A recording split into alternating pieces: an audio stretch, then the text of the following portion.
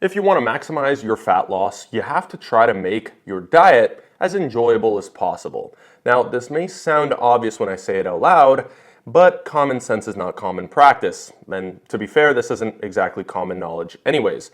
People often associate dieting with just hating their life. And to an extent, that's true if you're getting extremely lean, but until that point, there's several things that you can do ahead of time, if you understand them, to ensure that you don't hate your life and start to basically crumble and wither away into nothing.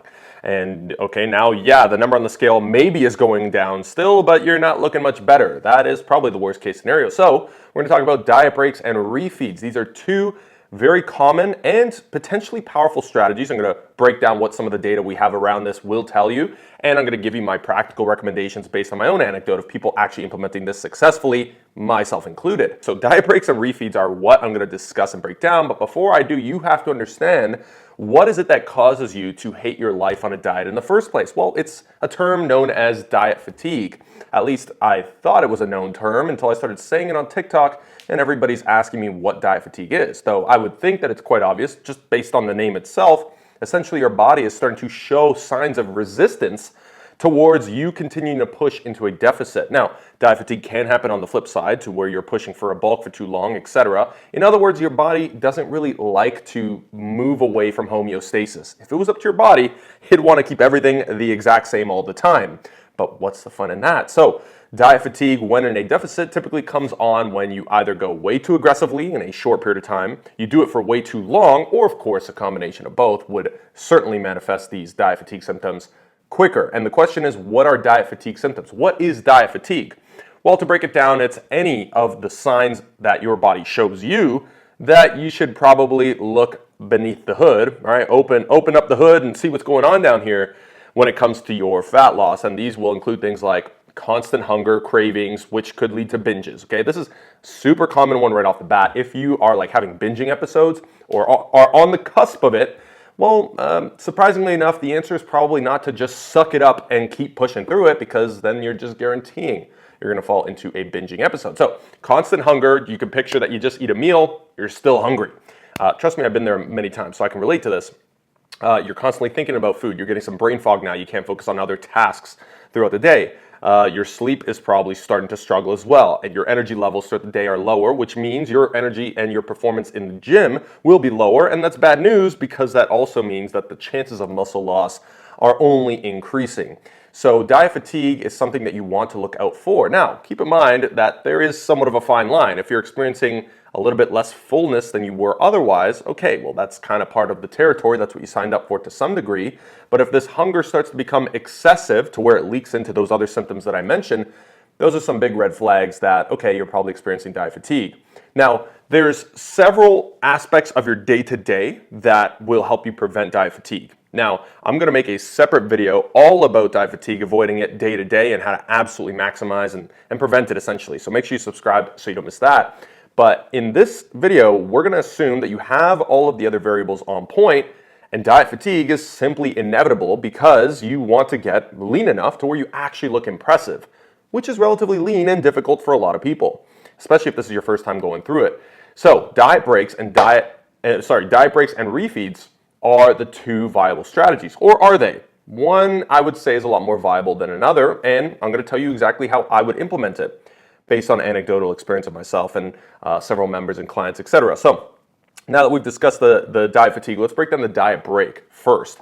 Diet break is about as complex to describe as diet fatigue. You're taking a break from the diet. That's basically it. So what does that mean? You're coming out of the deficit to about a maintenance. Sometimes it might mean, okay, you can go a little bit over. The point is you're being a lot more lenient with your calorie intake. You're probably not tracking every single little gram every single day, although I don't advise that you deviate too much either, right? This isn't a fucking free-for-all, because if it was, then it's not necessarily a diet break so much as a free-for-all, I suppose. So it is certainly an intentional break from the diet to where you should be probably bringing calories to about a maintenance for 1 to 2 weeks, generally speaking. So that's what it is, and of course the purpose of it is primarily to reduce diet fatigue. And we do have some data, actually a decent amount of data, broken down around the potential benefits and the physiological and psychological sort of effects that a diet break can have. Now, I'm actually going to list out a study for you right here, the PMID and the name of the study. And I actually took an excerpt from the Mass Research Review, which I'm a part of, because I think that they summarized it very well. And they're saying diet breaks appeared to reverse important physiological adaptations to an energy deficit, subsequently making the dieting period following a break far more effective for fat loss. In other words, that if, instead of noticing diet fatigue and thinking, oh, I just gotta willpower my way through it, I binged again, I'm not disciplined, let's just keep going, which is what most people think is the case. Instead, if you actually just took one step back, then you could probably take the next 5 steps forward that you're trying to take right now, okay? And while increasing the time required to complete a diet as much as was done in the study, it is probably impractical. Performing a diet break every 4 to 8 weeks versus every 2 weeks, that's what was done in the study, may be a useful strategy for physique competitors and weight class restricted strength athletes to enhance fat loss and mitigate declines in resting energy expenditure. So there are some drawbacks here. Number one, you just heard that, okay, this may be viable for physique athletes, strength, weight class competitors. The point there is that for general population, diet breaks are not exactly my first line of defense as far as what I recommend when people are in my DMs asking me, hey, I'm experiencing these diet fatigue symptoms, what do I do? I'm almost, first and foremost, always trying to understand what their day-to-day is looking like, okay? So very, very rarely is my first instinct to say, you need a diet break for a week or 2 weeks. And the reason for that is because the biggest drawback of a diet break is the fact that it takes 1 to 2 weeks. And this can play psychologically on individuals because the idea of a deficit, if you're trying to build a better physique and improve your health, is to be in a deficit for as short a window of time as possible whilst retaining the muscle and performance, etc. Okay? However, when it comes to people that need to lose large amounts of weight, I would generally say that's at least 50 pounds. Or individuals that may not need to lose that much weight, but because they're dieting so lean, they have to be more conservative, i.e. these fitness competitors, for instance. That is when, at some point along that line, no matter how dialed everything else is in, you're probably going to potentially want to look at a diet break as a potential avenue to just sort of, again, take the one step back and continue for your next 5 steps forward. And the delaying of 1 week across the span of a 24-week deficit isn't the end of the world. So that's the biggest drawback, okay? Another thing is that it may cause some regression if you don't stick to it intentionally enough. If it starts to become sort of if you don't control things and this, okay, let me just bump calories up, get out of a deficit, turns into actually starting to binge more and more and more because psychologically you can't handle the fact that, hey, you can now eat more food. The diet fatigue was so bad, you now rebound into it. That's going to be a problem. So that could just cause regression, even further prolonging the cut. And we've got some research in train lifters that suggests it doesn't provide all too much of a benefit physiologically, actually. So meaning that when it comes to retaining as much muscle as possible, a diet break may not really be that big of a deal there. As far as like avoiding metabolic adaptation, diet break doesn't seem to be all that magical when it comes to that either, though there seems to be perhaps slight benefits there. But it seems that the benefits are primarily just mental. I've got a couple more studies I'll pop up on the screen here. So personally, my recommendation when it comes to a diet break is to use one as needed or felt, assuming all of the other variables are on point first: sleep, training, water intake, nutrition composition, meal timing, manipulating your eating window and things of this nature. Now, from there, I also recommend that if your cut is going to last more than 3 months, meaning a significant amount, not 3 months in a week, okay? If it's going to be significantly more than 3 months, then sure, diet break is probably going to be something that we look at along the way as a viable strategy, okay? Because the drawback just, again, isn't that negatively impactful. So that's what I would say when it comes to that. Now, it can be incorporated into your weekly deficit for continuous fat loss while providing some of the mental and performance benefits of a diet break, okay? So that is actually, I don't know why I just read that, because that is supposed to be for the next thing, which is the second most powerful tool, which is the refeed day. Now, refeed days are absolutely a strategy I think most people should be implementing, no matter how much weight you're trying to lose, no matter if you're trying to compete, your first time, your third time getting lean, doesn't matter. A diet break is super, super key. And to first define what a diet break is you can think of a refeed, which is a break from, I'm mixing up my terms here. To define a refeed, what you can think of is a diet break condensed into one day. That's essentially what it is. You're coming up to maintenance, maybe slightly above, just for a single day. Now, because it's only for one day, you're not actually prolonging anything, because what you'll do is you'll put that day and slot it into your weekly total deficit, right? And so for that reason, you actually get all of the psychological benefits of the diet break, which is, reducing appetite, eliminating this constant hunger and craving issue, and retaining some muscle, boosting RMR, resting metabolic rate, slightly along the way, or at least preventing it from dropping.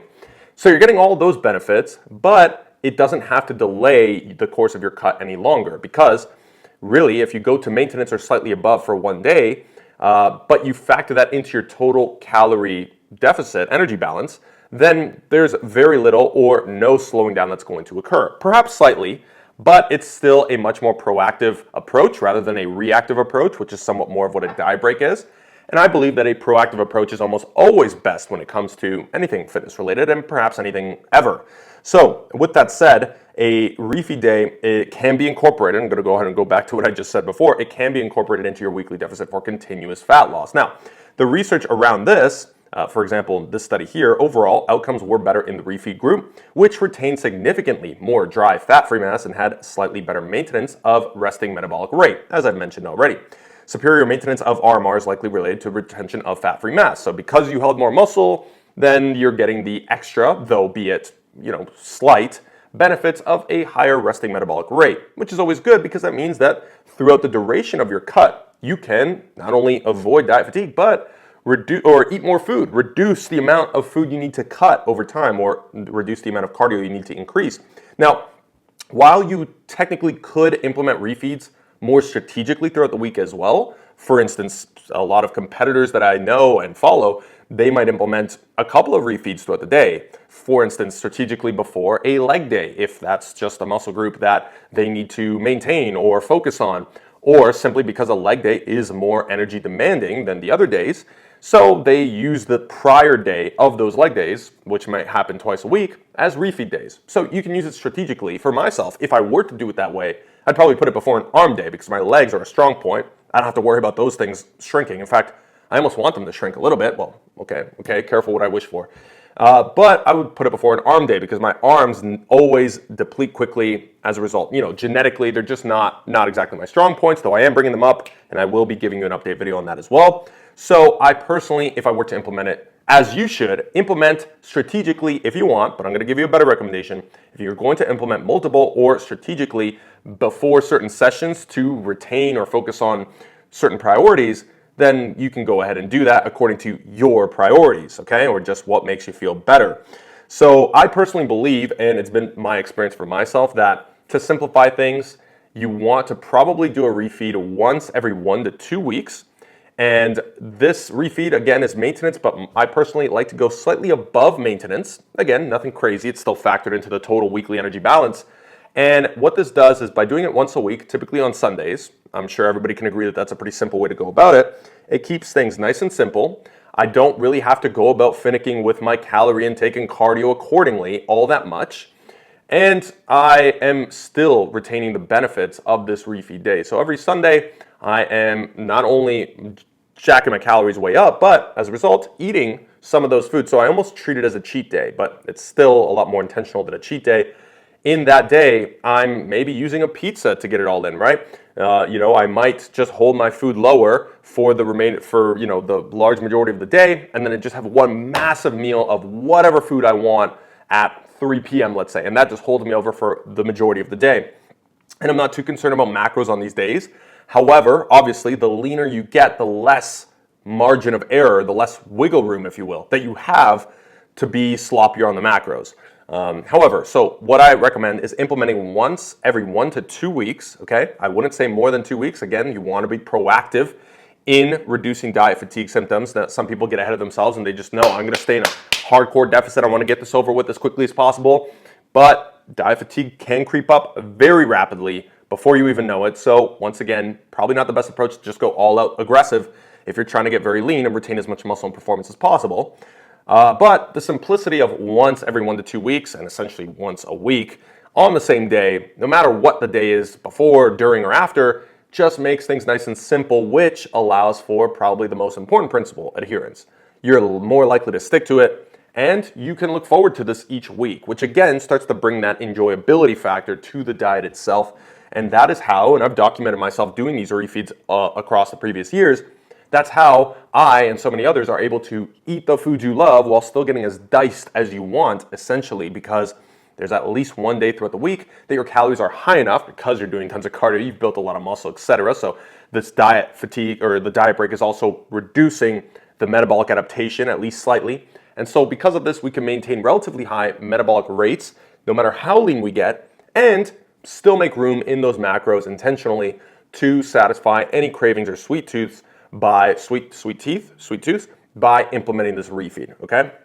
So that's how I would personally do it. Now keep in mind, when implementing this refeed, and the diet break would be something similar, but refeed wise, on a week-to-week basis, yes, after every Sunday, I would typically see a blip up in my weight the following day on Mondays. So generally speaking, my weight trend was relatively consistent downwards for the week, and then a blip up on Monday, relatively consistent downward, blip up, and so on. But obviously this is the nature of fat loss and the way your weight moves anyways. And again, it's good because it almost acts like a refill, or should I say a refeed, where it fills your muscles up, right? You retain more glycogen, whatever that workout is the next day, you get a good pump from it. Your performance is good, your energy is good.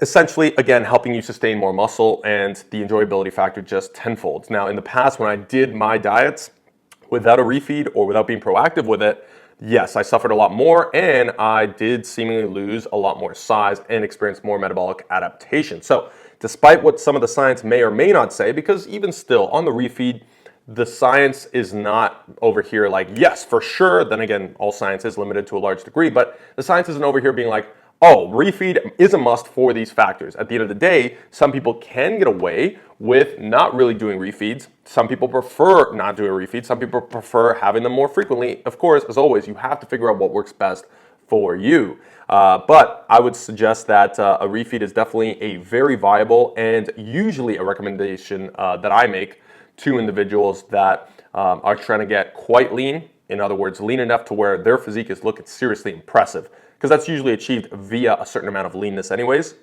regardless of muscle mass, by the way. So yeah, that's going to bring a lot of enjoyability. And I guess to sort of summarize, diet breaks, if your cut is going to go 3 months or significantly more than 3 months, and you've got a ton of weight to lose, then a diet break is something that you'll want to keep in your back pocket, okay? Obviously spend the time to try to optimize everything along the way during your day-to-day deficit. But once diet fatigue starts to inevitably come up, because you're just going to get tired of a fucking deficit, totally understandable, then yes, a 1 week diet break. I mean, it doesn't have to be 1 week either, right? Maybe you take 4 days, fine, fair enough. You're going to have to sort of experiment for yourself. Take however long you need until you feel a lot better and like the diet fatigue is gone, and then we can go ahead and continue into that deficit. But outside of those individuals, so physique competitors that have to diet for very long periods of time that are going to get extremely lean, so they have to go very slow, diet break is something in the back pocket. Anybody that's looking to lose a ton of weight, when you start experiencing diet fatigue symptoms, and it's been a while but you still got a long way to go, then a diet break, once again, might be a viable option. Anybody else that's doing a standard cut, doesn't have excess amounts of body fat, and is kind of like myself, I almost never do diet breaks, ever, unless it's like a vacation just happens to be in the middle of a cut, sure, go ahead and take that time to just take a break from it, no problem. But outside of that, I personally never do diet breaks because I get very lean, but not absolutely shredded. And other factors come in genetically, like appetite, tolerance, and the hunger tolerance, etc. So I personally never do diet breaks and almost hardly recommend them, as most people don't exactly need them unless they fall into the categories previously mentioned. And when it comes to refeeds, that is the opposite from my experience and recommendation, and the data does definitely support both of these to some degree. Though a refeed a little bit more than a diet break, it is more proactive, and I recommend that you probably implement one at least once every 1 to 2 weeks, and just bring back up to maintenance or slightly above, factor it into your deficit so that it's not delaying the process, and you can experience all the benefits of reduced diet fatigue, eating the foods you love, getting as ripped as you want, and keeping all the muscle and strength in the process, or at least as much as possible. So I hope that helps you out, and if you have any questions about this, please drop them in the comments below. Also, I do plan on bringing more videos more frequently now. In fact, am intending, maybe it'll psych me out if I say this on camera, but I'm intending to record a YouTube video every single day. So there should be multiple uploads coming out every single week going forward. And I'm curious as to what it is you want me to record and post. I'm watching all the comments. I'm going to answer all the comments as always. And I really appreciate you guys watching. The last thing I'll say is if you want to optimize your training, your nutrition, your tracking, have everything built into one place so you see consistent progress and your best results ever with me along the way for any questions, comments, or concerns you need directly, then make sure that you check out the Modern Physique Hub. It is my flagship membership program where you're going to get all the tools, knowledge, and advice and support you need for your best ever results, essentially guaranteed, for an absolutely insane price. Once again, the link is down in the description below, and you can also check out the free resources I have down there to help you dial things in the meantime. Aside from that, I guess the last plug, since now I'm a guy who plugs everything, I guess, we got Raw supplements back there. If you want the highest quality supplements, visit Raw Nutrition, getrawnutrition.com, and use my code JMangoFit to save you some cash on some of the best quality supplements on the market. Aside from that, thank you all so much for watching. As always, excited to hear your comments down below. Are you going to use refeeds? Do you use them? What's your experience with them? And diet breaks as well. What are your thoughts? Let me know. Look forward to seeing you in the comments. Once again, thanks for watching. I'll see you in the next one. I'm out.